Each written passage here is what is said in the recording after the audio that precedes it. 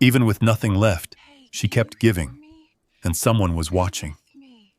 A poor black girl stood in the rain, trembling as she held a stranger's hand in a dark alley. Hey, "Please wake up, stay sir," with me. she whispered, unaware the Can man you she was hear trying me? to save was a billionaire, Don't you and that this dare one close moment would your change her life eyes. forever. Because sometimes, the ones the world overlooks are the ones who end up changing everything. Rain fell in thin, steady lines, turning the narrow alley behind Miller's diner into a river of reflections. Neon lights from the restaurant sign flickered red and blue against wet brick walls, buzzing softly like they were tired of staying alive. The smell of grease and damp cardboard hung heavy in the air, mixing with the distant rumble of passing buses and the occasional honk from the street out front. Nia Brooks pulled her jacket tighter around her shoulders as she stepped out the back door, balancing a small trash bag in one hand. Her shift had run late again. It always did. The manager said she was lucky to even have the job, lucky to be trusted near the register, lucky to stand in a place where people with money came to eat.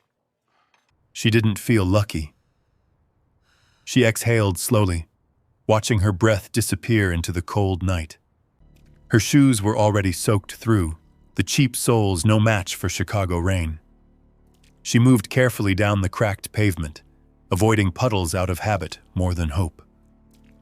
That's when she saw him.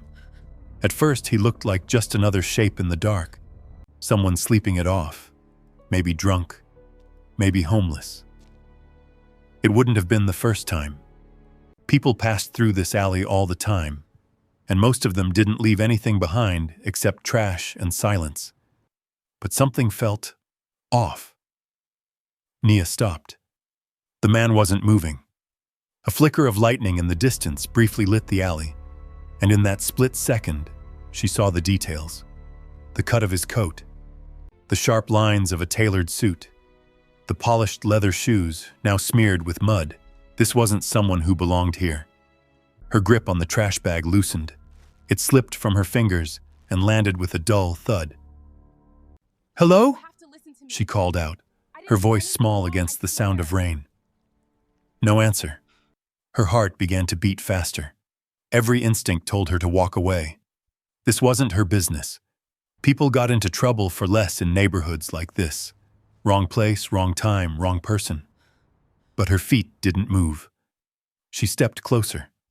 The man lay on his side, one arm stretched awkwardly beneath him. Can you hear me? A phone lay shattered just inches from his hand. The screen spiderwebbed and dark. Water pooled around it, slowly creeping closer to his fingers. "Sir?" She tried again, softer now. Still nothing. Nia knelt down, ignoring the cold water soaking through her Are jeans. you all right? Her hands trembled as she reached out, Stay with me, okay? hesitating just above his shoulder before finally making contact.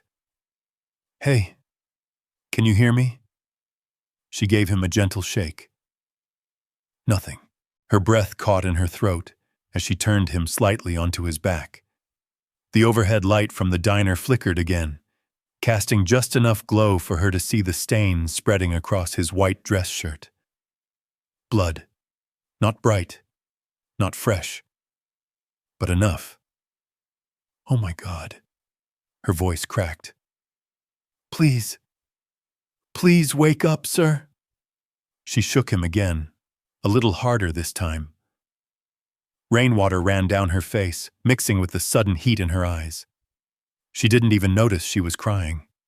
"Please don't do this. Not here. Not like this."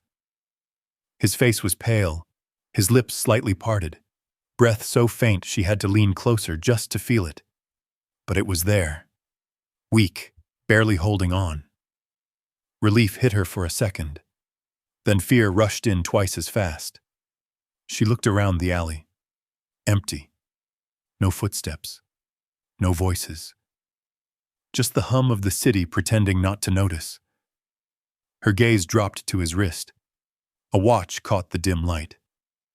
Sleek, heavy, the kind she had only seen in display cases behind glass, with prices she couldn't even imagine saying out loud.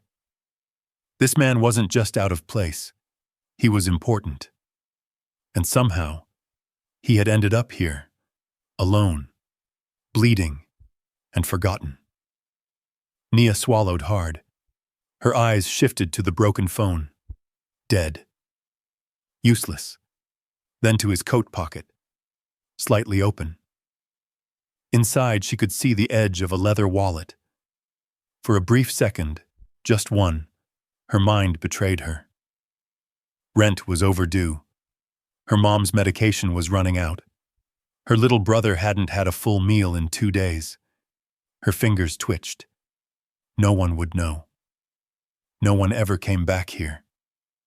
The rain fell harder, as if the sky itself was holding its breath. Nia closed her eyes. Then she shook her head. No, she whispered to herself. Her hand moved away from his pocket.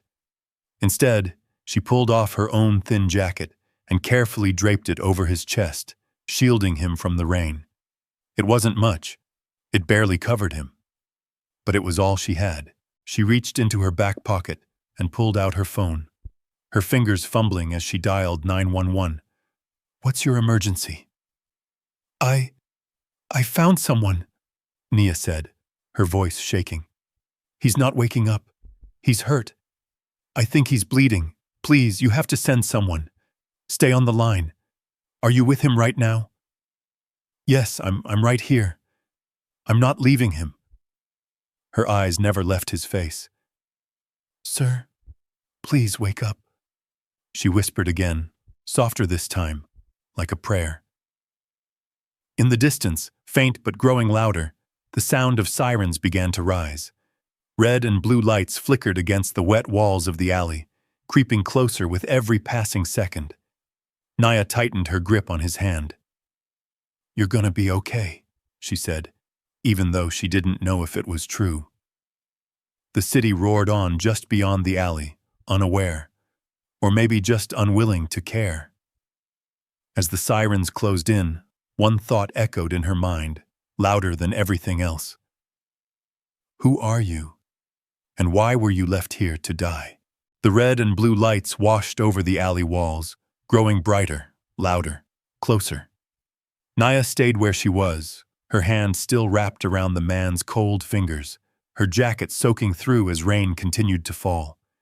She didn't move when the ambulance doors slammed open.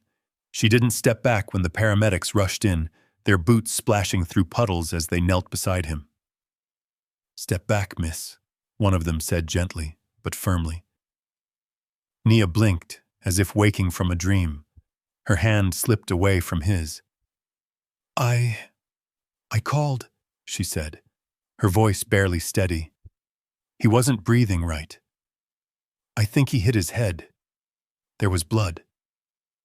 We've got him, the paramedic replied, already checking the man's pulse, shining a small light into his eyes. Another one moved quickly, cutting open the front of his shirt with a pair of scissors. Nia turned her head instinctively, but not before she saw the deep bruise spreading across his ribs. Possible internal injury, someone muttered. Get the stretcher. The alley filled with movement, urgency, purpose. Everything Nia didn't feel. She stepped back slowly, her hands hovering uselessly at her sides. Rainwater dripped from her hair, ran down her face, soaked into her clothes.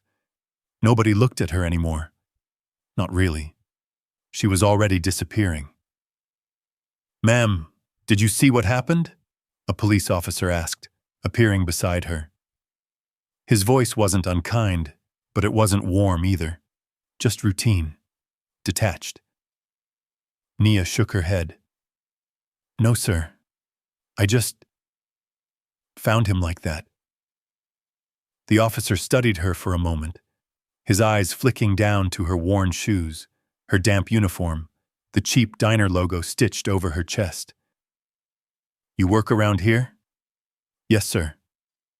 Miller's Diner. I was taking out the trash.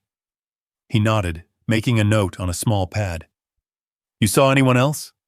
Anyone running, maybe? No. Another pause.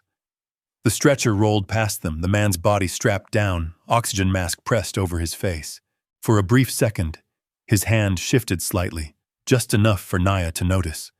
Her breath caught. "He moved," she said quickly. "He's alive, right?" "They're doing everything they can," the officer replied, not meeting her eyes. The ambulance doors slammed shut, and just like that, he was gone. The sirens rose again, echoing off the buildings as the vehicle pulled away, disappearing into the night. The flashing lights faded with it, leaving the alley darker than before. Quieter. Empty. Naya stood there for a long moment, staring at the space where he had been. Then the officer cleared his throat. "We may need you to come down to the station later, just to give a statement." Her stomach tightened. "Am I in trouble?" He hesitated. Just a second too long. "Not if everything checks out," he said. "Everything checks out." The words didn't sit right. Naya nodded slowly. "Okay." He handed her a small card. "Call this number if you remember anything." She took it with shaking fingers. By the time she turned back toward the diner, the alley looked like it always did. Trash bags, wet pavement, flickering lights, like nothing had happened. Inside, the warmth hit her first. Then the noise, plates clattering, silverware scraping, voices rising and falling over half-finished conversations. The smell of fried food filled the air, thick and familiar. Normal. Too normal. "You're back?" Her manager, Rick, called from behind the counter, his eyes narrowing. "What took so long?" Nia opened her mouth, but the words didn't come out right away. I found someone outside. He was hurt. I had to call an ambulance." Rick cut her off with a sharp wave of his hand. "You left your shift, in the middle of a rush." "I didn't leave, I just—" "You think I care what happened out there?" he snapped. "We had tables waiting, orders backing up. You can't just disappear whenever you feel like playing hero." The word hero stung more than it should have. "I wasn't playing anything," Nia said quietly. "He needed help," Rick scoffed. "Yeah? And who's helping you pay your bills when I start docking your hours?" A couple of customers glanced over, then quickly looked away. Nia lowered her eyes. "I'm sorry," she said. He studied her for a moment, then shook his head. "Just get back to work."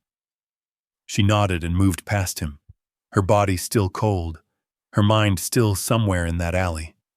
The rest of the shift passed in a blur. Orders, refills, plates, smiles that didn't reach her eyes. At one point, a woman at table 6 snapped her fingers at Naya without even looking up. "Miss, we've been waiting 10 minutes." "I'm sorry," Nia said again, even though she wasn't sure what she was apologizing for anymore. Later, near closing time, she stepped outside again. Not to check the alley this time, just to breathe. The rain had stopped. The city lights reflected off the wet pavement, stretching into long, shimmering lines. A bus roared past at the end of the street, its headlights cutting through the darkness. She leaned against the wall, arms wrapped around herself. He was out there somewhere now, in a hospital bed, surrounded by people who knew his name, who cared whether he lived or died, people who would never know hers. Naya let out a slow breath. She had done the right thing. She knew that. But standing there alone with her shoes still soaked and her stomach still empty, it didn't feel like anything had changed. Not really. Inside, someone laughed loudly, a burst of warmth and life that didn't belong to her. Nia closed her eyes for a moment. Tomorrow, she would wake up early, take the bus across town, stop by the pharmacy to check on her mom's prescription, maybe pick up an extra shift if Rick let her. Life would go on, like it always did. She pushed herself off the wall and turned to head back inside. But before she reached the door, she hesitated. Her gaze drifted back toward the alley, toward the place where everything had shifted, even if no one else seemed to notice. A strange feeling settled in her chest. Quiet, uncertain, like something had started, but hadn't finished yet. And somewhere, in a hospital across the city, a man she didn't know was still fighting to wake up. The question lingered in her mind as she stepped back into the light. Had she just saved a life, or stepped into a story that was only beginning? Nia didn't sleep much that night. The sound of the rain lingered in her ears long after it had stopped, like it had soaked deeper than her clothes, into her thoughts, into her bones. She lay on the narrow couch in their small apartment, staring at the ceiling where faint cracks spread like veins across peeling paint. The city outside never really quieted. Somewhere in the distance, a siren wailed. A car passed. Voices drifted up from the street below. Life moving on. Beside her, her little brother Marcus slept curled under a thin blanket, his breathing soft and steady. On the other side of the room, her mother coughed in her sleep. Low, persistent, the kind of cough that never fully left anymore. Nia turned her head slightly, watching them both. That was her world. Small, fragile, always one step away from falling apart. She closed her eyes, but the image came back instantly. The man in the alley, pale, still, the weight of his hand in hers. "Please wake up, sir," her own voice echoed in her mind, softer now, almost like it belonged to someone else. She sat up slowly, pressing her palms against her eyes. Morning came too soon.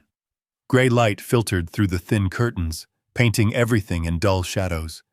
Nia slipped on her shoes quietly, grabbing her worn jacket from the chair. The fabric was still damp from the night before. She hesitated for a moment. Then she reached into her pocket and pulled out the small card the officer had given her. A number. A name she didn't recognize. She stared at it, then folded it carefully and tucked it back away. "Maybe later," she whispered. There were more immediate problems. The bus ride across South Side was crowded as usual. People pressed shoulder to shoulder, eyes tired, conversations low and clipped. Nia stood near the back, gripping the metal pole as the bus jerked forward. Outside, the city looked different in daylight. Less mysterious, more unforgiving. Closed storefronts with peeling signs, graffiti layered over old brick. People moving fast, heads down, like stopping for even a second might cost them something.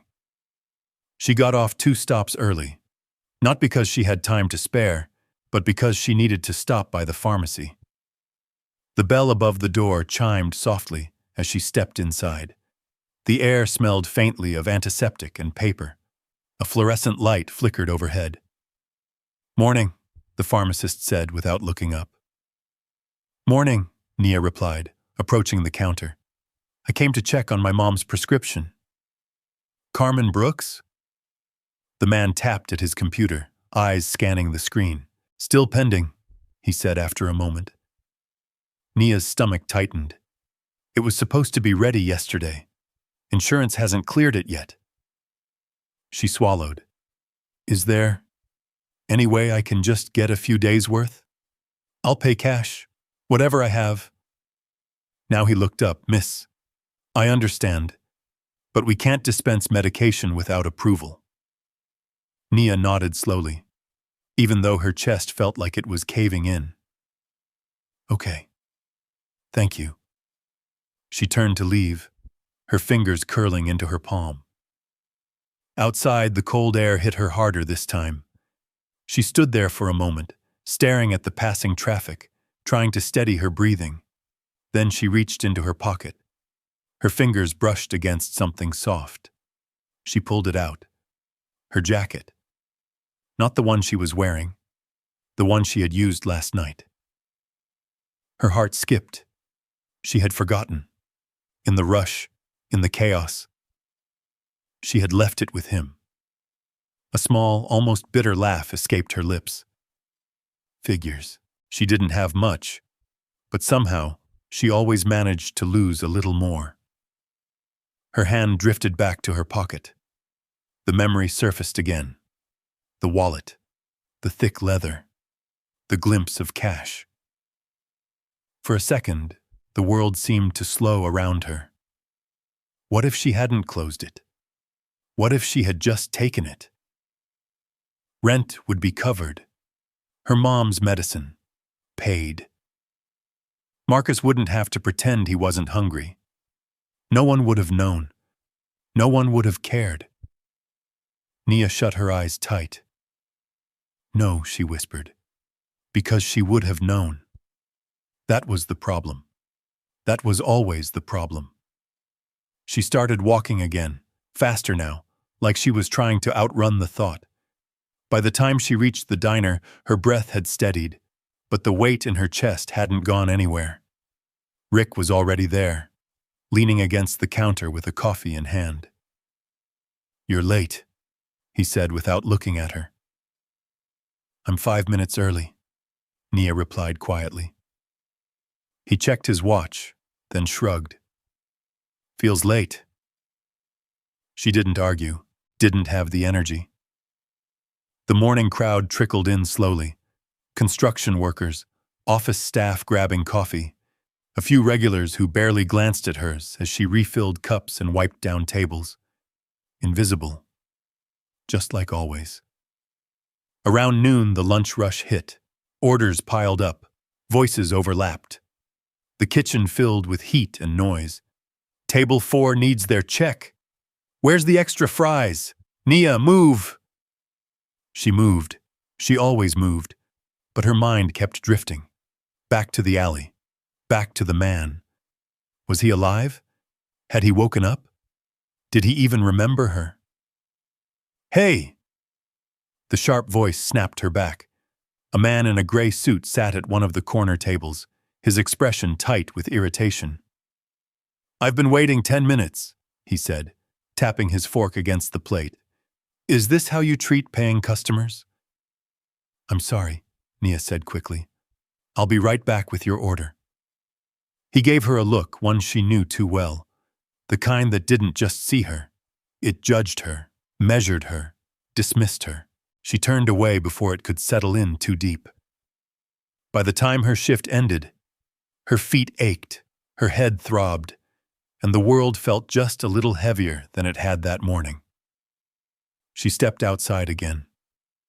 The sky had cleared, but the air still held that damp chill from the night before. For a moment, she just stood there. Then, without really thinking about it, she turned toward the alley. It looked different in daylight. Smaller, less dangerous, almost ordinary. The spot where she had found him was empty now. No sign of what had happened. No trace of the blood. No broken phone. Just wet pavement and scattered trash, like it had all been erased. Nia stepped closer, her eyes scanning the ground. Nothing. She let out a slow breath. "Guess that's that," she murmured. But as she turned to leave, something caught her eye. Near the edge of the wall, half hidden behind a damp cardboard box, a small, metallic glint. She stepped toward it, her heart beginning to beat faster. Slowly, she crouched down and reached out. Her fingers closed around it. Cold, heavy, a watch, the same one she had seen on his wrist. Nia stared at it, her breath catching. He had lost it. Or maybe it had been taken off. She turned it over in her hand, watching how the light caught along its edges. Even she could tell. It was expensive. More than expensive. Life-changing. Her grip tightened. The alley was empty. No one was watching. The city moved on just beyond the corner. Nia swallowed hard, and for the second time in less than 24 hours, she was faced with the same choice. The watch sat cold and heavy in Nia's palm, its polished surface catching the pale afternoon light. Even in the dull alley, it looked out of place. Too clean, too precise, too expensive for a place like this. She glanced around. No footsteps, no voices. Just the low hum of traffic at the end of the block and the distant rattle of a train passing overhead. No one was watching. Her fingers curled slightly around it. She didn't know much about watches, but she knew enough to understand what this one meant. This wasn't something you found at a discount store. This was something heap locked away, something people protected, something people noticed when it was shown. Her mind moved fast now, faster than it had the night before. Her mom's prescription, the rent, the empty fridge, Marcus asking if there would be dinner tonight, and pretending not to be disappointed when she said she'd figure something out. All of it pressed down on her at once. The watch felt heavier, just sell it. The thought slipped in quietly, almost gently. No one would connect it to her. It wasn't like she took it from him. She found it. Out here.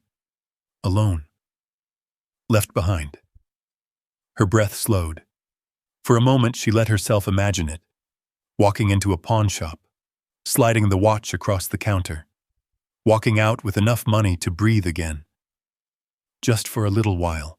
Just enough to get through this week. Nia closed her eyes. Then she exhaled sharply and shook her head. No, she said out loud this time. Because it wasn't hers. Because it never would be. Because if she crossed that line, even once, she didn't know who she'd be on the other side. Her hand tightened once more. Then she slipped the watch into her pocket. Not to keep it. To return it. Somehow. She stood up slowly, brushing damp dirt from her jeans. Hospital, she murmured. It was the only place that made sense. The hospital was brighter than she expected. Too bright. Fluorescent lights buzzed overhead, reflecting off polished floors that smelled faintly of disinfectant and something sterile, something distant from real life. People moved quickly through the halls, doctors, nurses, visitors, all carrying their own urgency. Nia felt out of place the second she stepped inside. Her clothes still smelled like fryer oil and rain. Her shoes squeaked slightly against the clean floor. She walked up to the front desk, her hand resting lightly over the pocket where the watch sat. "Excuse me," she said. The receptionist looked up briefly, then back down at her computer. "Can I help you?" "I'm looking for someone," Nia said. "He was brought in last night, from an alley behind Miller's Diner." The receptionist's fingers paused on the keyboard. "What's the name?" Nia hesitated. I don't know what..." That earned her a look. "We can't give out information without a name." "I found him," Nia added quickly. "He was hurt. I called the ambulance." Another pause. The woman studied her now, really studied her. Then she leaned back slightly. "Wait here." Nia nodded, her heartbeat picking up. The minutes stretched. People passed by, glancing at her without really seeing her. A man in a suit walked by, talking loudly into his phone. A woman rushed past with flowers clutched to her chest. Life. Moving forward. And then, "Miss?" Nia turned. A tall man in a dark suit stood a few steps away, his expression unreadable. Behind him, another man, broader, sharper, watched silently. "Yes?" Nia said. "You said you found someone last night?" the first man asked. She nodded. "Yes, sir. Come with me." Something in his tone made it less of a request. Nia followed. They moved down a quiet hallway, away from the noise of the waiting area. The air felt colder here, more controlled. Finally, they stopped outside a set of double doors. The man turned to her. "Before we go any further," he said, I need you to understand that the person you brought in is not just anyone. Nia felt her stomach tighten. I figured that, she said softly. The man studied her for a moment longer. Then he pushed the door open. Inside, the room was larger than she expected. Machines beeped steadily. A curtain was drawn halfway across, but she could see the outline of a bed and the figure lying in it. And beside the bed, a woman stood. Tall, composed, dressed in a tailored coat that probably cost more than everything Nia owned combined. Her posture was straight, her presence commanding. She turned as they entered. Her eyes landed on Nia, sharp, assessing. Who is this? The woman asked. This is the girl who found him, the man replied. The woman's gaze didn't soften. In fact, it hardened. Really? She said. Nia swallowed. Yes, ma'am. The woman stepped closer. Up close, her features were flawless, controlled. The kind of face that didn't show weakness easily. I'm Clara Whitmore, she said. The name meant nothing to Nia, but the way the room seemed to shift around it, the way the men beside her straightened just slightly, it meant something. A lot. Clara's eyes flicked briefly to Nia's clothes, her shoes, her hands, then back to her face. And you expect me to believe, Clara continued, her voice calm but cold, that you just happened to find my brother lying in an alley and decided to help him? Nia blinked. Your brother? Clara didn't answer that. Instead, she stepped aside. Just enough for Nia to see the man in the bed clearly for the first time.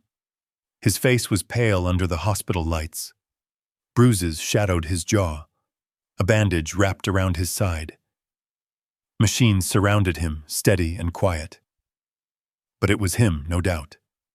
The man from the alley. Alive.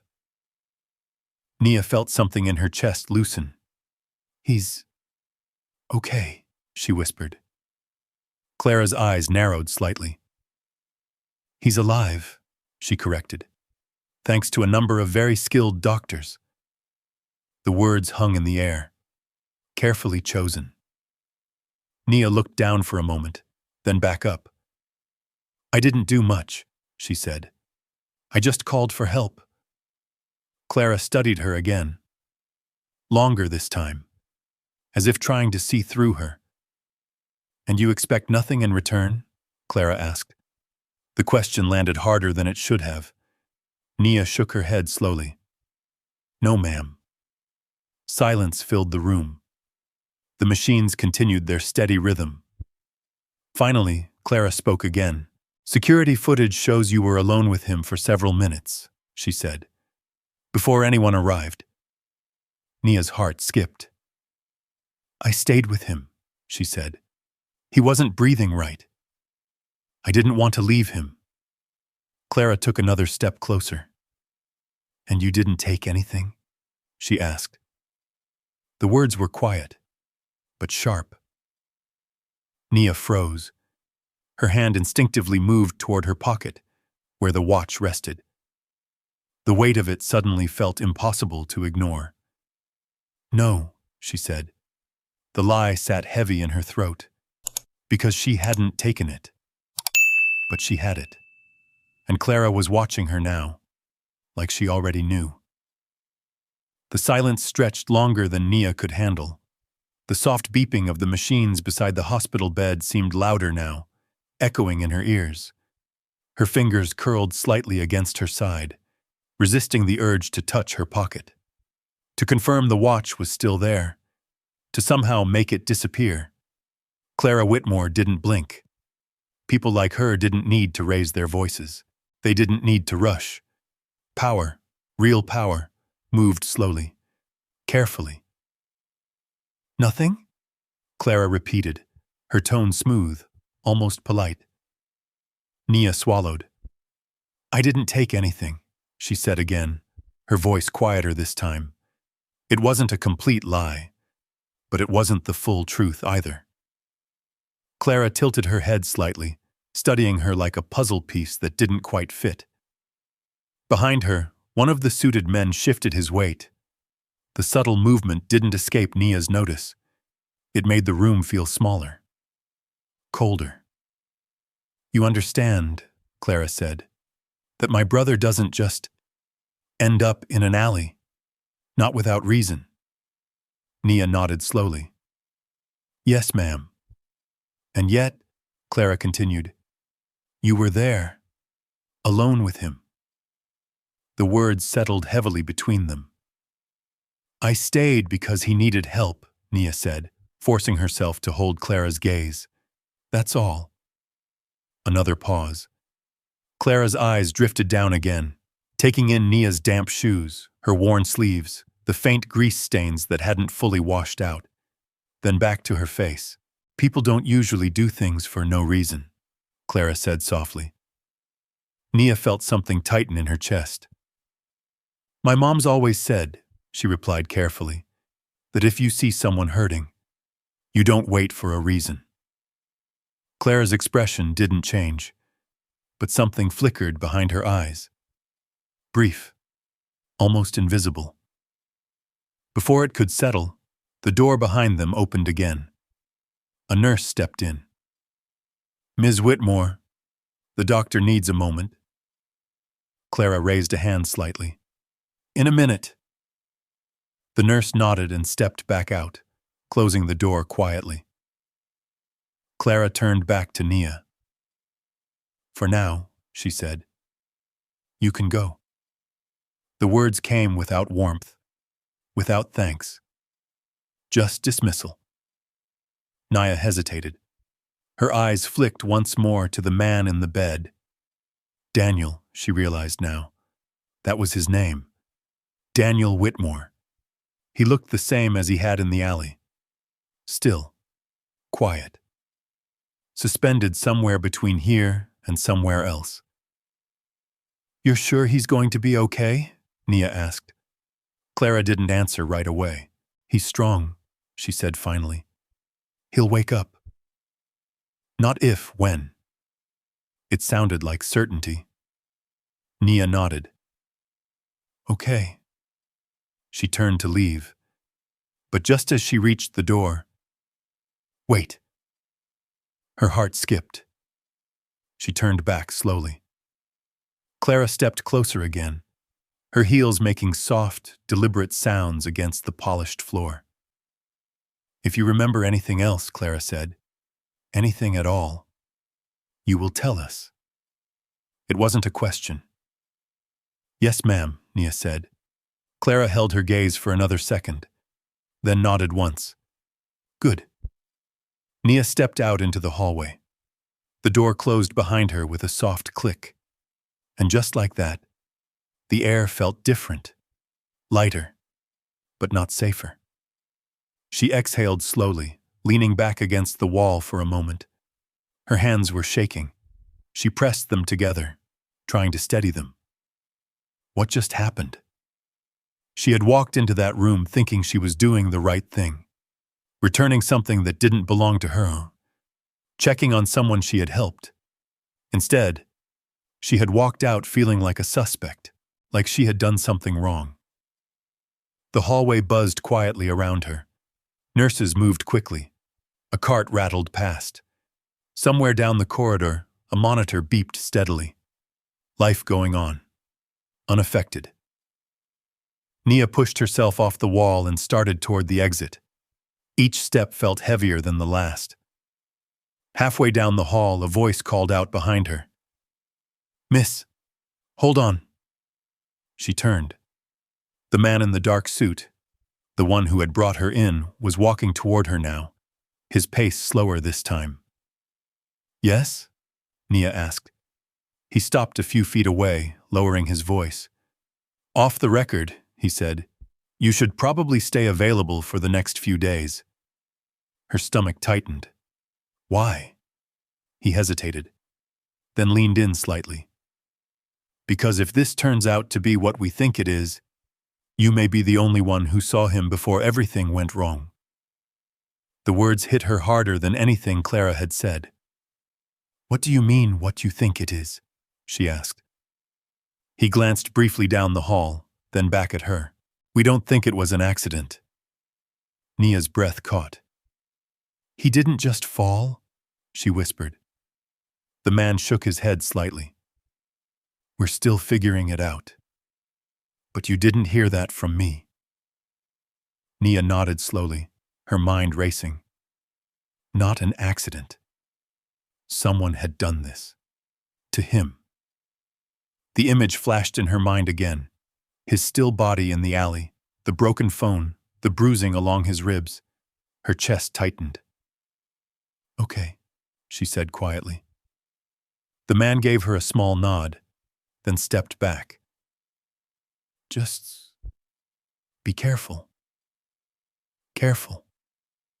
The word followed her all the way out of the hospital. Outside, the air felt colder now. The sky had darkened again, clouds rolling back in like the city wasn't done with the rain just yet. Nia stood on the steps for a moment, staring out at the street. Cars passed. People moved. No one looked at her. No one knew what she had just stepped into. She slipped her hand into her pocket. Her fingers brushed against the watch.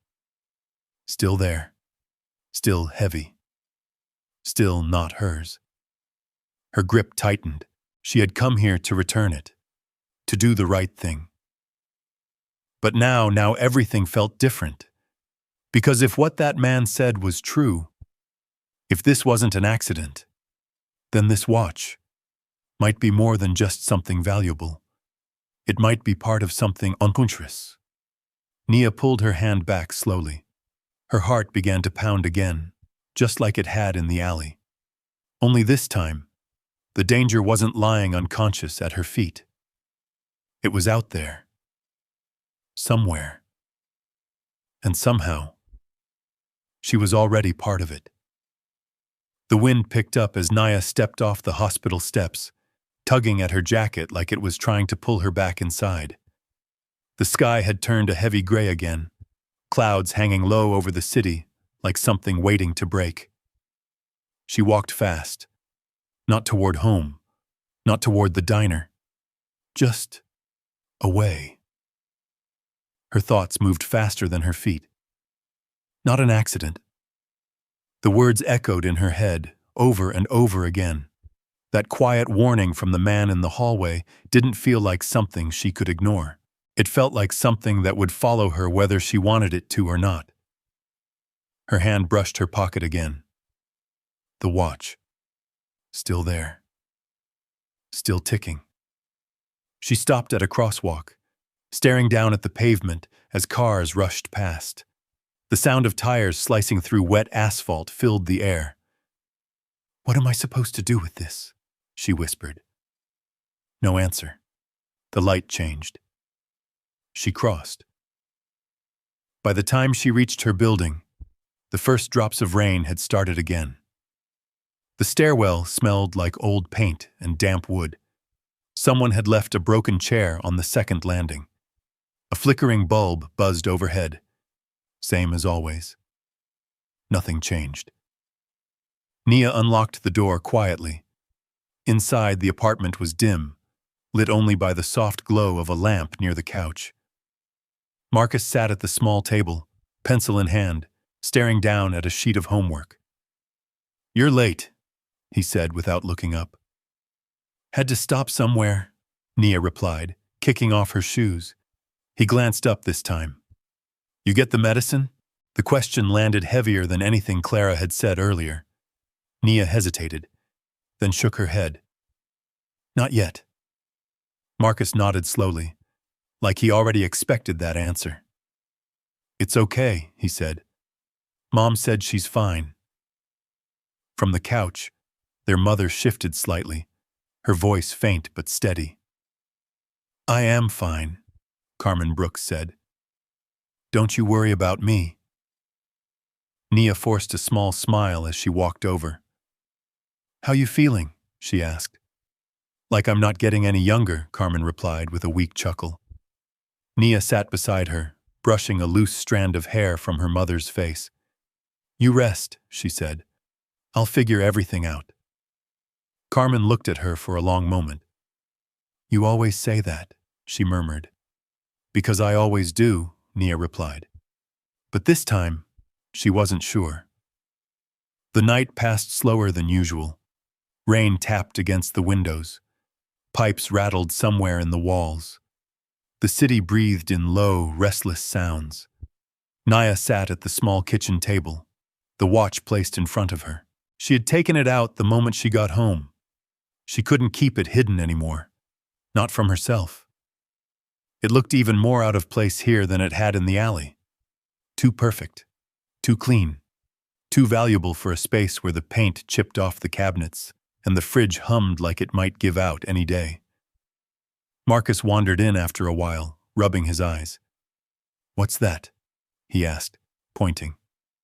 Nia covered it instinctively. "Nothing." He tilted his head. "That doesn't look like nothing." She hesitated, then slowly moved her hand away. Marcus leaned closer, his eyes widening. "Whoa, that's nice," he said. "Where'd you get it?" Nia exhaled. "I found it," she said, "last night. With that guy I told you about." Marcus frowned slightly. "The one in the alley?" She nodded. "You gonna give it back?" he asked. "Yeah," Nia said. "I tried today." "What happened?" She paused. "His family thinks I had something to do with it." Marcus blinked. "What? That's stupid."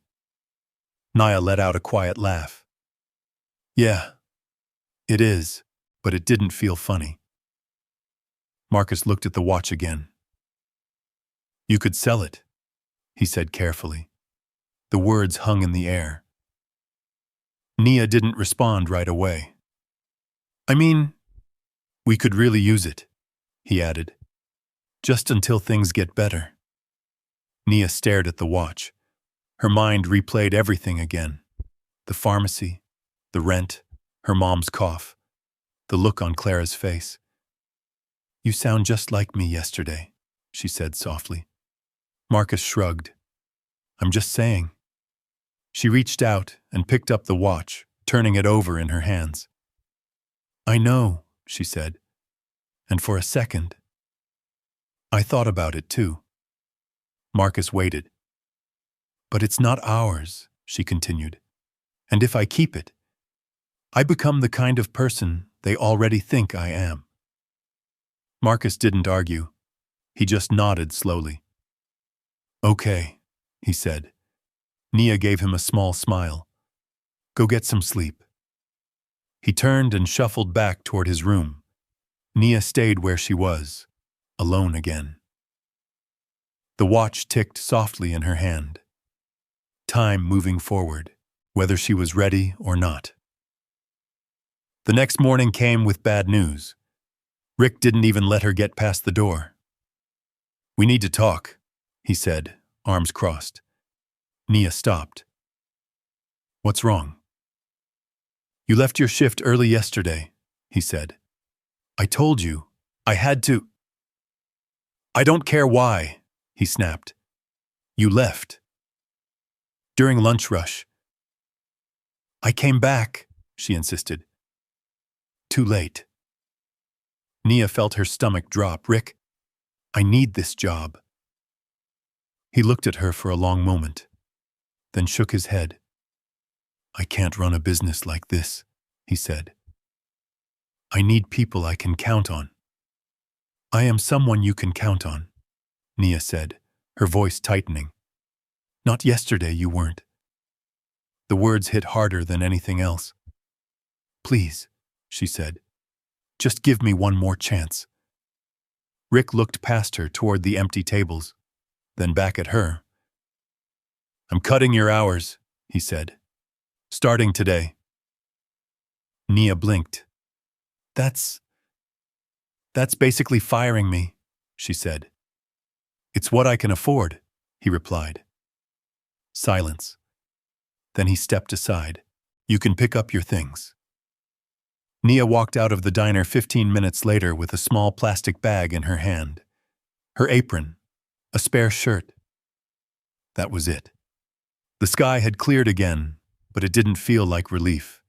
It felt like exposure, like there was nothing left between her and everything going wrong. She walked without direction, her steps slow now. The watch pressed against her pocket again, heavier than before. She stopped at a bus stop and sat down. Cars passed. People came and went. No one looked at her. No one asked if she was okay. No one knew that in less than 24 hours, she had saved a man's life, lost her job, and somehow ended up in the middle of something she didn't understand. Nia leaned forward, resting her elbows on her knees. Her hands covered her face. For the first time since the alley, she felt it. Everything. The weight. The fear. The doubt. Doing the right thing, she whispered. Her voice cracked. Changed nothing. The words lingered in the air, soft and fragile. But somewhere, deep down, a quiet part of her still refused to believe that was true. She lifted her head slowly, her eyes distant. Because if what that man said was real, if Daniel Whitmore had been attacked, then this wasn't over. Not even close. And whether she wanted it or not, something was coming. Something bigger than her. And it was getting closer. Across the city, behind layers of glass and steel, silence filled a private hospital room where time seemed to move differently. Machines blinked softly. Monitors traced quiet rhythms in green lines that rose and fell like distant hills. The steady beep was the only sound that confirmed life still held on. Daniel Whitmore lay still beneath crisp white sheets, his face pale against the dimmed lights. The bruising along his jaw had darkened overnight, shadows forming where strength once lived. His breathing was shallow but steady, assisted by a thin tube that curved gently along his cheek. To anyone else, he looked like a man lost in sleep. But somewhere beneath the surface, something was shifting. Fragments. That was all it was. Broken pieces of memory drifting through darkness. A voice. Soft. Shaking. Please wake up, sir. The words echoed again. Closer this time. Not just a sound, but a feeling. Warm hands against cold skin. The faint smell of rain. The pressure of someone refusing to let go. Daniel's brow twitched slightly. The monitor beside him responded with a small, sudden spike. In the chair by the window, Clara Whitmore looked up instantly. She hadn't slept. Not really. Her posture was still perfect, her coat still pressed, her hair still in place. But the faint lines around her eyes told a different story. One she would never admit out loud. She stood quickly, moving to the side of the bed. "Daniel?" she said, her voice low but urgent. No response, but the monitor didn't lie. Something had changed. She pressed the call button. Within seconds, a nurse entered, followed by a doctor adjusting his glasses as he stepped closer to the bed. "What's happening?" Clara asked. "Just a moment," the doctor replied, already checking the readings. Daniel's fingers moved. Barely. But enough. Clara's breath caught. "Daniel," she said again, softer this time. His eyelids fluttered. The room seemed to hold its breath. Then, slowly, he opened his eyes. The light hit him first. Bright, harsh, unforgiving. He squinted, his vision struggling to focus. Shapes blurred together, voices layered on top of each other. "You're in the hospital. Try not to move, you've been unconscious." The words didn't settle. They drifted past him like noise, because something else was louder, something closer. That voice. "Please wake up, sir." His lips parted slightly. Where? He murmured, his voice rough, barely there. Clara leaned in. You're safe, she said quickly. You're at St. Vincent's. You were injured, but you're going to be fine. Daniel blinked slowly. His gaze shifted, not fully aware, not fully present, but searching. Girl, he whispered. Clara frowned. What? His brow furrowed as if trying to pull something from deep inside his mind. The girl, he said again, a little stronger this time. Where is she? The doctor glanced at Clara. Clara's expression tightened. What girl? She asked carefully. Daniel's eyes moved again, unfocused but insistent. Rain. Allie, he muttered. She said. He swallowed, his throat dry. Please wake up. The words faded at the end, but the meaning didn't. Clara straightened slightly. Her mind moved fast now. The girl, the one from yesterday, the one standing in that room with wet clothes and steady eyes, the one she didn't trust. She was there, Daniel whispered. She didn't leave. Clara crossed her arms slowly. She's gone, she said. Daniel's gaze shifted toward her. For the first time, something sharper flickered behind his eyes. Not confusion, recognition. She helped me, he said. The room went quiet. Clara held his gaze. Daniel, she replied carefully, you were found in a dangerous situation. We don't know who was involved. His expression didn't change. She didn't hurt me, he said. Clara didn't answer immediately. Instead, she turned slightly toward the doctor. How long until he's fully stable? She asked. A few hours, maybe less, the doctor replied. But he needs rest. Clara nodded. Then she looked back at Daniel. You need to focus on recovering, she said. Everything else can wait. But Daniel didn't look convinced. His eyes drifted again, unfocused, but not empty. Searching. That voice still echoed somewhere in his mind. Not loud, not demanding. Just there. Like something real in a world that suddenly didn't feel certain anymore. Find her, he said quietly. Clara's jaw tightened. We will look into it, she replied. It wasn't a promise, but it wasn't a refusal either. Daniel's eyes closed again, exhaustion pulling him back under. The machines continued their steady rhythm, but the room had changed. The silence wasn't empty anymore. It was waiting. Across the city, Nia sat at the bus stop, unaware of the shift that had just taken place. Her fingers traced the edge of the watch in her pocket. Her world still felt small, still fragile, still on the edge of breaking. But something invisible had moved, something she couldn't see yet, something that had already begun to pull her back into the story she thought she could walk away from. Because somewhere in a hospital room filled with quiet machines and controlled voices, a man who had everything was asking for the one person no one thought mattered.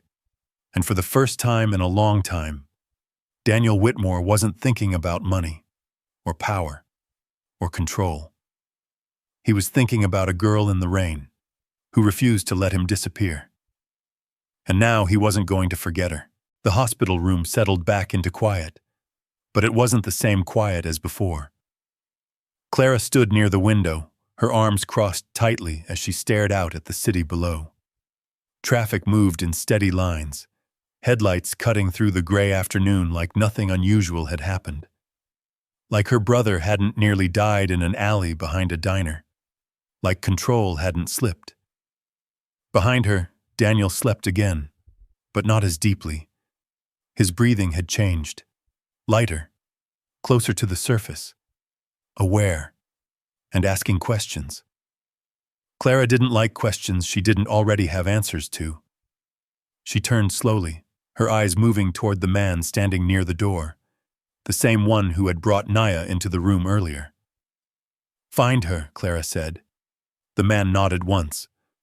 "We're already working on it." "Not working on it," Clara replied sharply. "Find her." A brief pause. "Yes, ma'am.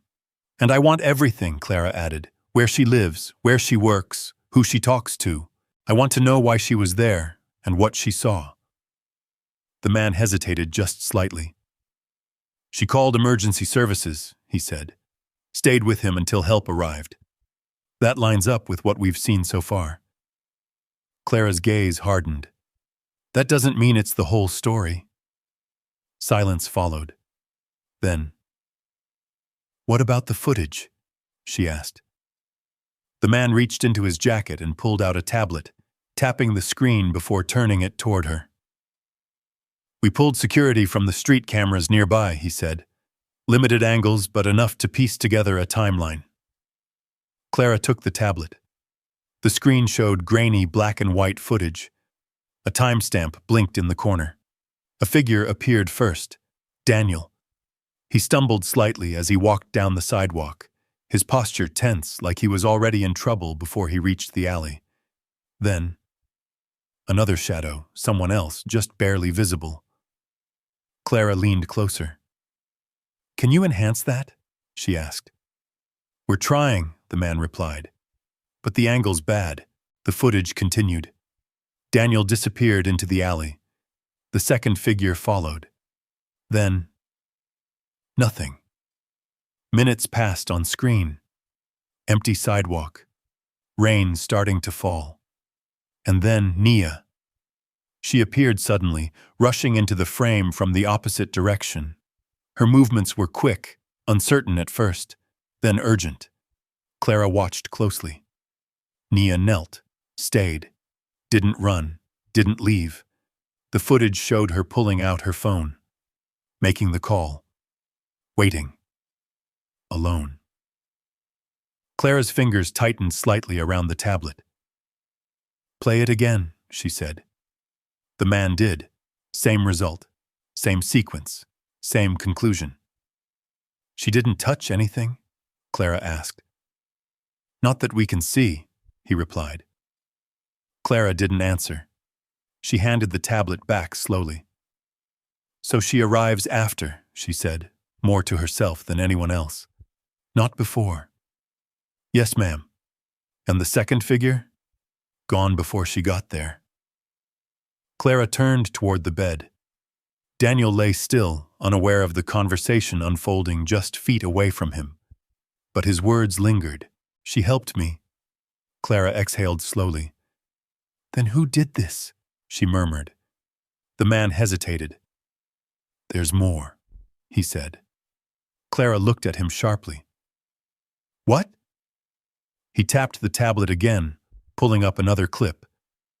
"This is from a different camera. Around the corner."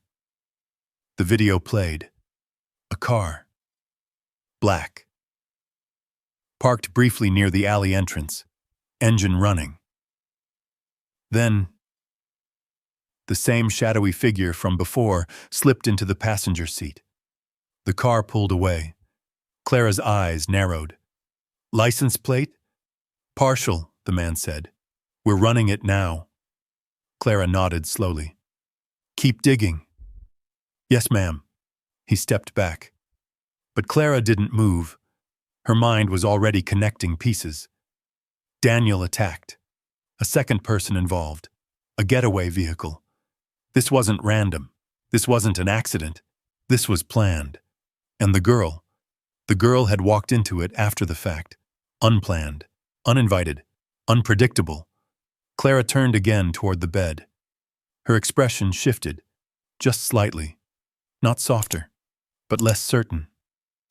"She stayed," she said quietly. The man near the door didn't respond, because there was nothing to add. Clara looked down at her hands, then back at the door. "Find her," she repeated. But this time, there was something different in her voice. Not just suspicion, something else. Something closer to doubt. Across town, Nia stood outside a small corner store, counting the few bills in her hand. Not enough. Not even close. The neon sign above the door flickered weakly, casting uneven light across the cracked sidewalk.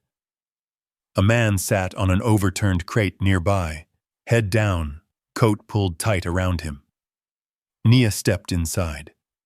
The store smelled like old paper and cheap coffee. Shelves lined the walls, filled with items she didn't have the luxury of choosing between. She moved slowly, picking up only what she needed. A small loaf of bread, a can of soup, generic brand. She set them on the counter. "That all?" the cashier asked without looking up. "Yes, sir." He rang it up. Nia handed over the money. Coins clinked softly as he gave her change. She picked up the bag and stepped back outside. The cold hit her again.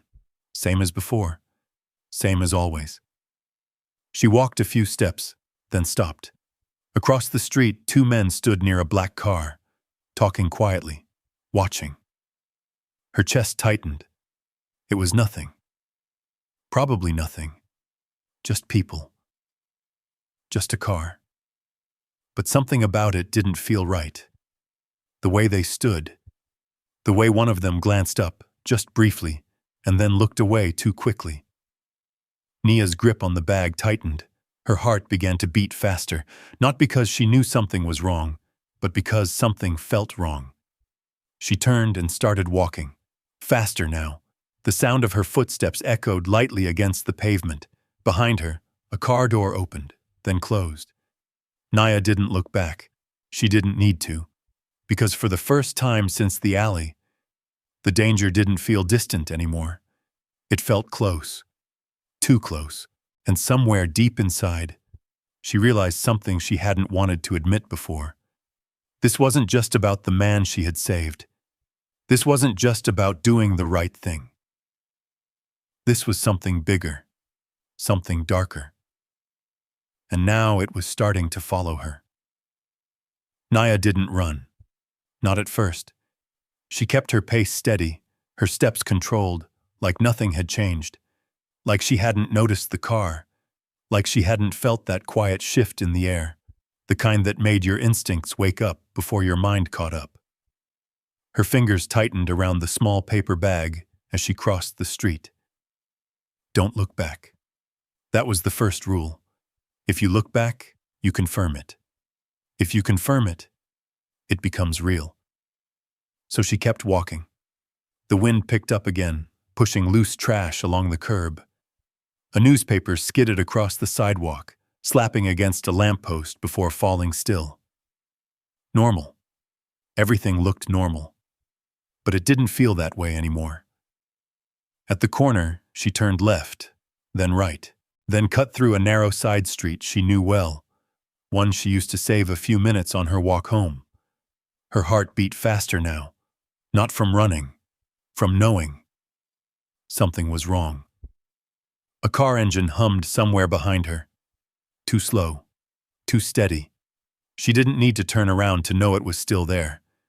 Now she walked faster. Her shoes hit the pavement harder, her breath shorter, sharper. "Keep going," she whispered under her breath. Ahead, a small group of people stood outside a laundromat, talking loudly, laughing about something she couldn't hear. Good. People. She moved toward them, blended, didn't stop, just passed through. The sound of conversation wrapped around her like a thin layer of protection. When she reached the next block, she finally allowed herself to glance back. The car was gone, or at least, not where it had been. Nia slowed, her chest still tight, her mind still racing. "Maybe I'm overthinking," she murmured. But even as she said it, she didn't believe it. By the time she reached her building, the sky had darkened again. Not quite night, but close enough. She climbed the stairs quickly this time, her hand brushing along the railing, her breath still uneven. Inside, Marcus was sitting on the couch, flipping through channels. "You're back," he said. Nia nodded, setting the bag down on the table. "Where's Mom?" "Sleeping." Nia exhaled. "Good." She moved toward the small window, pulling the curtain aside just slightly. The street below looked the same as always. A couple arguing near the corner. A kid riding a bike too fast. A man pushing a cart full of cans. Nothing unusual. Still, she let the curtain fall back into place. Marcus noticed. "You okay?" he asked. Nia turned. For a second, she almost said yes, almost smiled, almost pretended. But something inside her refused. "I think someone was following me," she said quietly. Marcus sat up straight. "What?" "I don't know for sure," she added quickly. "It could be nothing. Just a feeling." Marcus frowned. "That's not nothing." She nodded slowly. "I know." Silence filled the room for a moment. Then Marcus glanced toward the kitchen. "The watch," he said. Nia followed his gaze. It sat where she had left it. Still. Silent. Waiting. "You think it's connected?" he asked. Nia didn't answer right away. She walked over and picked it up, turning it in her hands. Cold. Heavy. Like before. But now, it felt different. Like it wasn't just something valuable. It was something important. Something someone might be looking for. "I don't know," she said finally. "But I don't like the timing." Marcus stood up. "What are you going to do?" Nia stared at the watch, then toward the door, then back again. "I need to get rid of it," she said. Marcus blinked. "You mean sell it?" "No." Her voice was firm now. "Return it." "To who, that lady at the hospital?" he asked. Nia shook her head slightly. "No. Not her." "Then who?" She hesitated, then said it. "Him." Marcus frowned. "He's still unconscious." "He won't be forever," Nia replied. Marcus studied her. "You really think he's going to remember you?" Nia looked down at the watch again.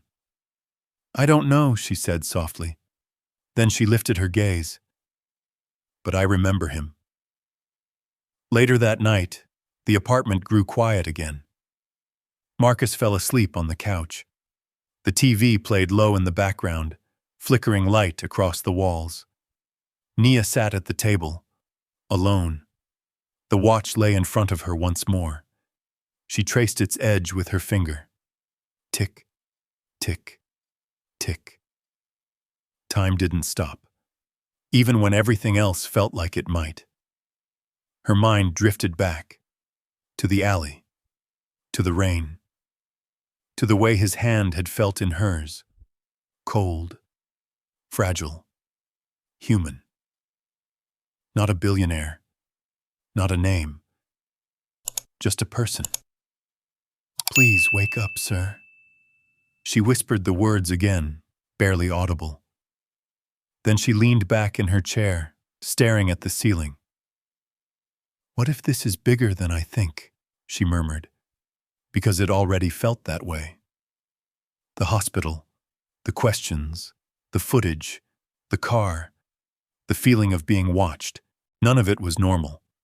None of it was random. And now she was part of it, whether she wanted to be or not. Nia reached out and picked up the watch one last time.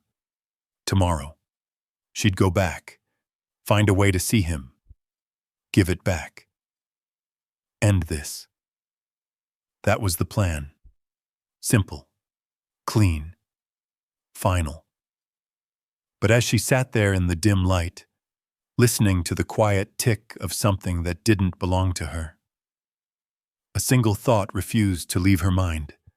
What if giving it back didn't end anything? What if it only made things begin? Morning came with a thin layer of sunlight pushing through the cracked blinds, painting soft stripes across the walls of the apartment. The city felt quieter for a moment, like it was holding its breath before the noise returned. Naya was already awake. She hadn't slept much. The watch sat in her hand again, its smooth surface reflecting the faint morning light.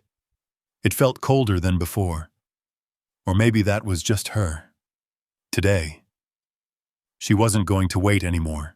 She stood, moving quietly so she wouldn't wake Marcus or her mother. She slipped on her jacket, tucked the watch safely into her pocket, and stepped out into the hallway. The air outside was crisp, sharper than the night before. The streets were damp but no longer soaked, the rain replaced by a gray sky that threatened more. Nia walked with purpose. Not fast, not slow, just steady. Like if she stopped, she might lose the courage she had built overnight. The bus ride felt longer than usual. Every stop seemed delayed. Every second stretched thin. Her fingers brushed her pocket again. Still there. Still real. She stared out the window as the city shifted around her. Blocks of worn-down buildings slowly giving way to cleaner streets, wider sidewalks, taller structures. Different world. Same city. By the time she stepped off the bus, the hospital rose in front of her again. Tall, glass-covered, untouched by the struggles that lived just a few miles away.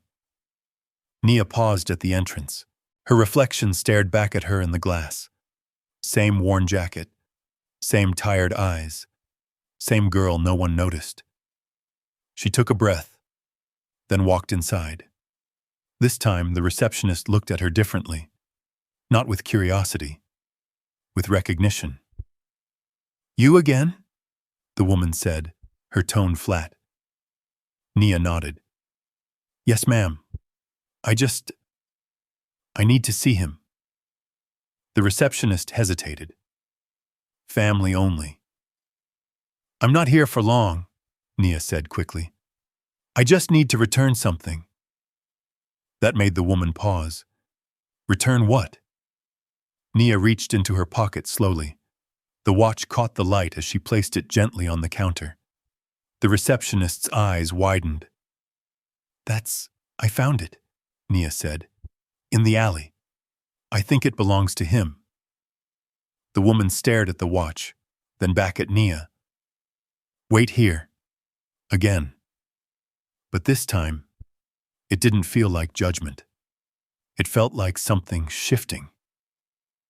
Minutes later, the same man in the dark suit approached, but his expression had changed. Less guarded, more curious.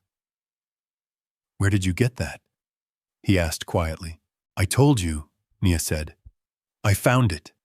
I came back to return it."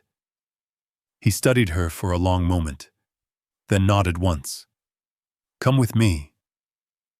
The hallway felt familiar now, but different. The tension wasn't the same. This time, it felt like something was about to happen. They stopped outside the same room. The man turned to her. "He's awake," he said. Nia froze. "What?" "He woke up early this morning." Her heart skipped. Alive. Not just alive. Awake. "Does he remember anything?" she asked. The man gave a small nod. "Some things." He opened the door, and Naya stepped inside. The room felt quieter than before. Softer. The machines still hummed, but the urgency was gone. And in the bed, Daniel Whitmore was sitting up slightly, supported by pillows. His face was still pale, still marked by bruises. But his eyes, they were open, clear, watching. For a moment, neither of them spoke. Naya stood near the door, unsure, out of place again, like she didn't belong in a room like this. like she had crossed into something she wasn't meant to enter. Daniel's gaze settled on her, focused, steady, like he had been waiting. "That's her," he said. The words were quiet, but they landed like something solid, real. Clara stood near the window again, her posture unchanged, but her eyes shifted toward Naya, sharper now. "You're sure?" Clara asked. Daniel didn't look away from Nia. "I remember her voice," he said. "She stayed with me." Silence filled the room. Different from before. Not tense, not cold. Something else, recognition. Nia stepped forward slowly. I brought this back," she said, her voice softer now. She reached into her pocket and pulled out the watch. The room seemed to pause as she held it out. Daniel's eyes dropped to it, then back to her. "You could have kept it," he said. Nia shook her head. "It's not mine." Daniel studied her. Not like Clara had. Not like the others. Not looking for flaws. Looking for truth. "Most people wouldn't come back," he said. Nia gave a small shrug. "Most people don't find someone in an alley either." A faint smile touched his lips, the first sign of something human beyond the pain. "You saved my life," he said. Nia shook her head again. "I just called for help." "You stayed," Daniel replied. That mattered more. Clara watched the exchange carefully. Her expression didn't soften, but it shifted. Just slightly. "Sit," Daniel said, gesturing toward the chair beside the bed. Nia hesitated, then slowly sat down. The room felt smaller now, more personal, more real. Daniel leaned back slightly, studying her. "What's your name?" he asked. "Nia," she said. "Nia Brooks." He nodded. "Nia." He said it like he was committing it to memory, like it mattered. And for the first time, it felt like it did. Outside the window, the city moved on as it always did. But inside that room, two worlds that were never meant to cross had just collided, and neither of them knew yet what that would change. The room held a quiet kind of gravity now, not the cold, distant silence from before, not the sharp tension of suspicion. This was something else, something softer, but heavier in its own way. Daniel didn't look away from Nia, and Naya, for the first time since she walked into that hospital, didn't feel like disappearing. Clara shifted slightly near the window, her heels making a soft sound against the polished floor. "I'll give you both a moment," she said, her voice controlled as always. But before she stepped out, her eyes lingered on Nia. Not cold, not warm, something in between. Then she left. The door closed quietly behind her. Now it was just the two of them, and the steady rhythm of the machines. Daniel leaned back against the pillows, studying her more openly now. "You don't seem like someone who scares easily," he said. Nia gave a small shrug. "I just don't always have the option to be scared." That made him pause. He nodded slowly, like he understood more than he let on. "Fair enough," he said. Silence followed for a moment. Then Daniel's gaze dropped to the watch still resting on the small table between them. "You really brought it back," he said. Nia glanced at it. "I told you," she replied. "It's not mine." Daniel exhaled softly. "You know what that watch is worth?" Nia shook her head. "No, sir." "More than most people in this city make in a year," he said.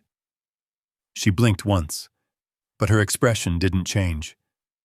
"Then you should probably keep a better eye on it," she said. A quiet laugh escaped him. Not loud, but real. And for a moment, He didn't look like a billionaire. He looked like a man who had almost lost everything. "You had every reason to take it," he said. Nia's fingers tightened slightly in her lap. "Maybe," she admitted. Daniel raised an eyebrow. "But you didn't." "No." "Why?" The question wasn't casual. It wasn't curiosity. It was something deeper. Something that mattered. Nia looked at him. Really looked this time. At the bruises. At the tiredness in his eyes. At the way he held himself like someone used to control, now forced to sit still. Then she answered. "Because you were a person," she said quietly. Daniel didn't move. Not an opportunity. The words settled into the room like something permanent. Something that couldn't be taken back. For a moment, Daniel just stared at her. Not blinking. Not speaking. Then something shifted behind his eyes. Not surprise. Recognition. Like he had been surrounded by noise his entire life, and had finally heard something true. "No one said that to me in a long time," he said softly. Nia looked away for a second. "I wasn't trying to say anything," she replied.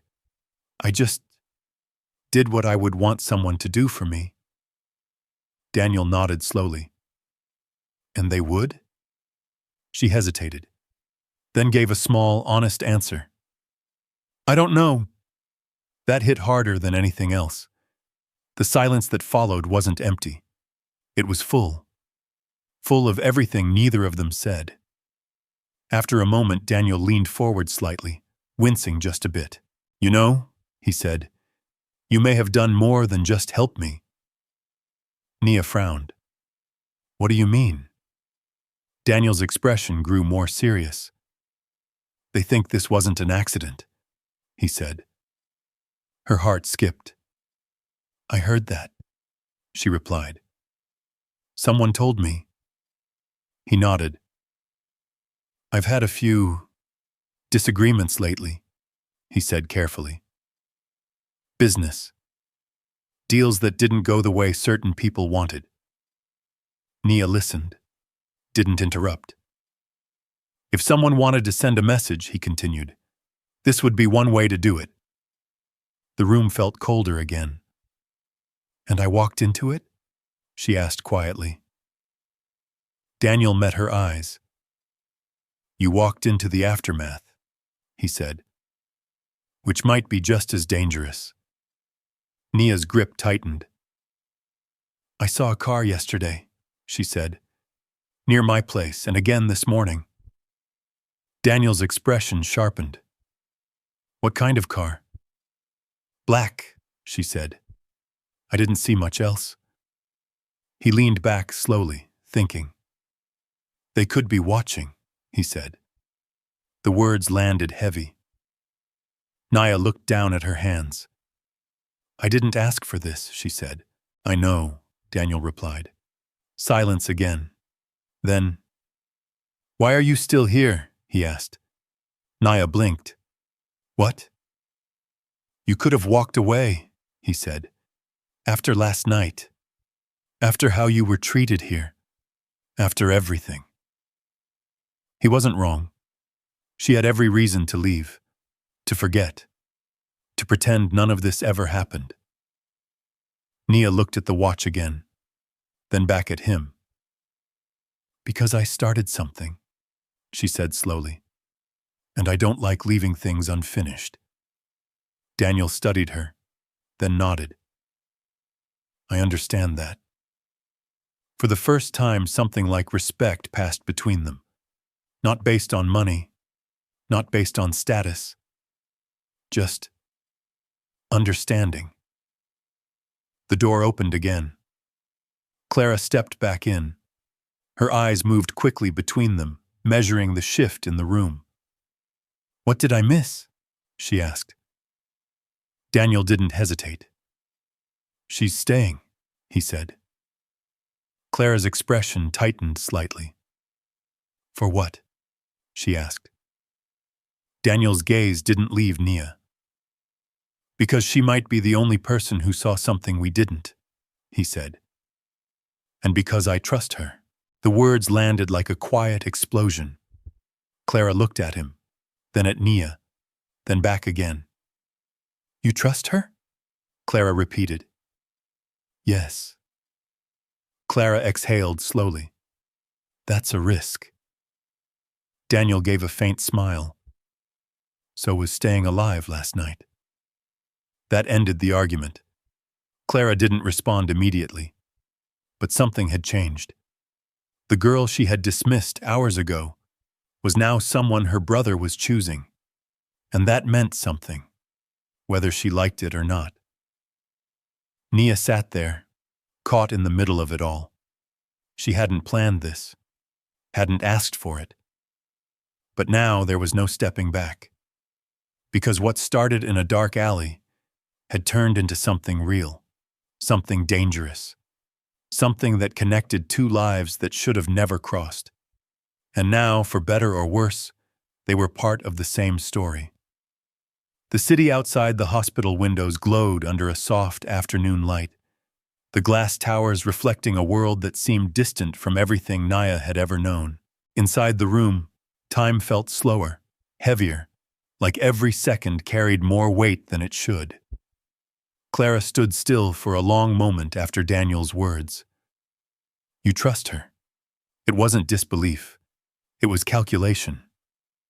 Clara had built her life on certainty, on control, on knowing exactly where every piece fit and what every person wanted.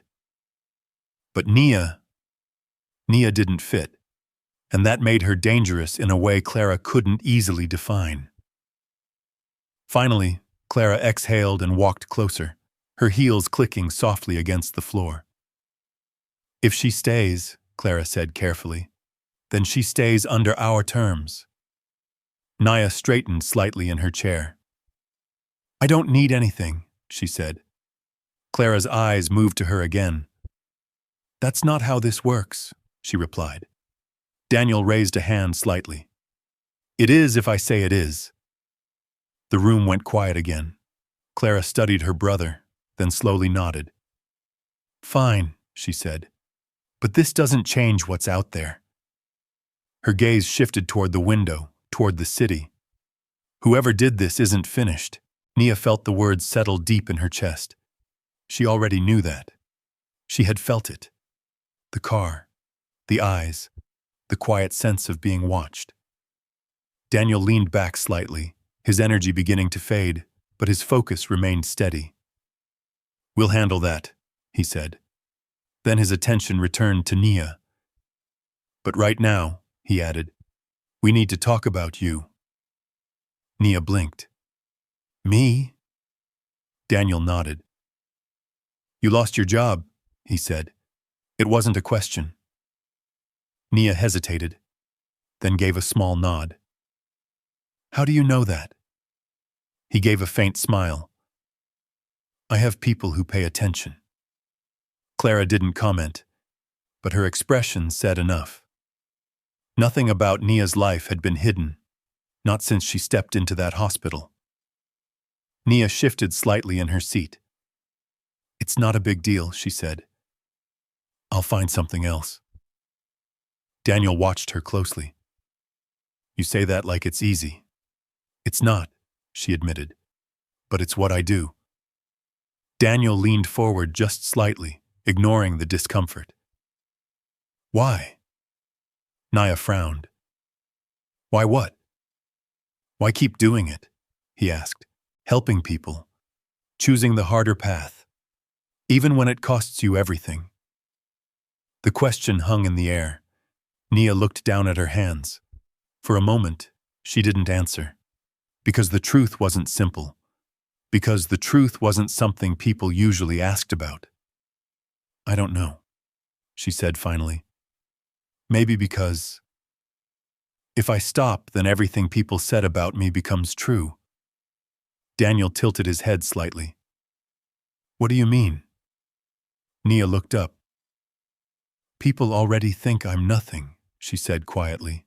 that I don't matter, that I'm just someone who gets by or takes what she can. Her voice didn't break, but it came close. So if I start doing that, if I take things that aren't mine, if I stop caring, she continued, then I'm proving them right.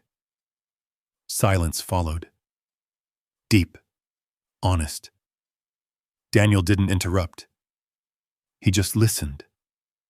And when she finished, something changed. Not in the room. In him.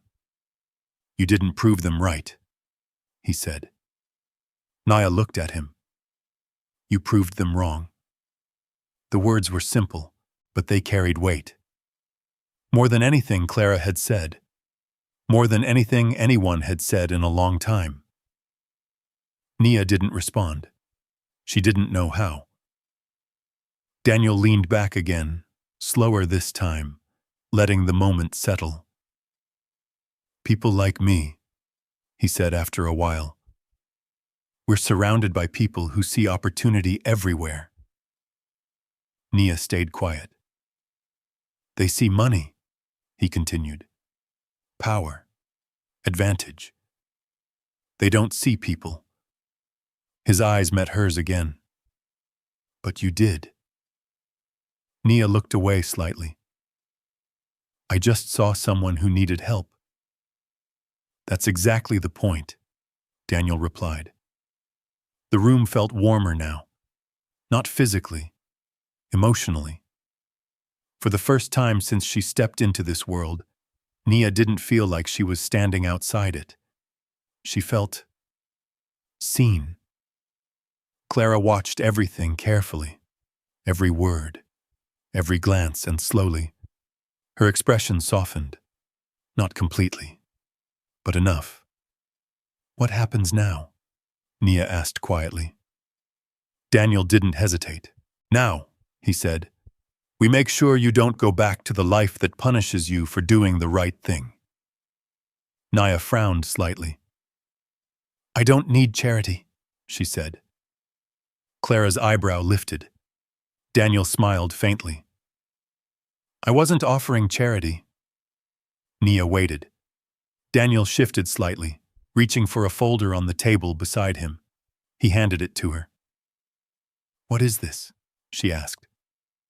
An opportunity, he said. Nia opened it slowly. Inside, papers, information, programs, a foundation. His foundation. We run a community initiative, Daniel explained. Education, job training, real pathways for people who don't usually get one. Nia's eyes moved across the page. This is for me? She asked. It's for people like you, he said. People who deserve a chance, not a handout. Nia hesitated. Her fingers rested lightly on the edge of the paper. This isn't because I helped you, she asked. Daniel shook his head. No, he said, then paused. It's because of who you are. That hit differently, deeper, more real. Nia closed the folder slowly. Her heart was beating faster now, but not from fear, from something else. Hope. Careful. Uncertain. But real. I don't want to be given something, she said. Daniel nodded. Good, he replied. Then earn it. A small smile touched her lips, for the first time in a long time. Okay, she said. Clara watched her, then gave a small nod. Almost approval. Outside, the clouds began to break. Sunlight pushed through, casting a warm glow across the glass buildings of the city. Inside the room, something had shifted. Not just circumstances. Direction. Nia stood slowly, holding the folder in her hands. She looked different now. Not because of what she wore, not because of where she stood, but because of what she felt. She wasn't invisible anymore. Not here. Not now. As she turned toward the door, Daniel's voice stopped her. Naya. She looked back. Thank you, he said. Not for the watch, not for the moment, for everything. Naya nodded, then stepped out into the hallway, the same hallway as before. But it didn't feel the same. Nothing did. Because somewhere between a dark alley and a hospital room, a life had changed. Not overnight, not magically, but undeniably. And as Naya walked toward the light at the end of the corridor, for the first time, she wasn't just surviving, she was moving forward, and this time, she wouldn't be invisible. When Nia Brooks chose to return that watch and say, "Because you were a person, not an opportunity," she didn't just save a life. She reminded someone powerful what being human really means. Sometimes the world will doubt your intentions, question your heart, and still punish you for doing the right thing. But that doesn't make your kindness any less real or any less powerful.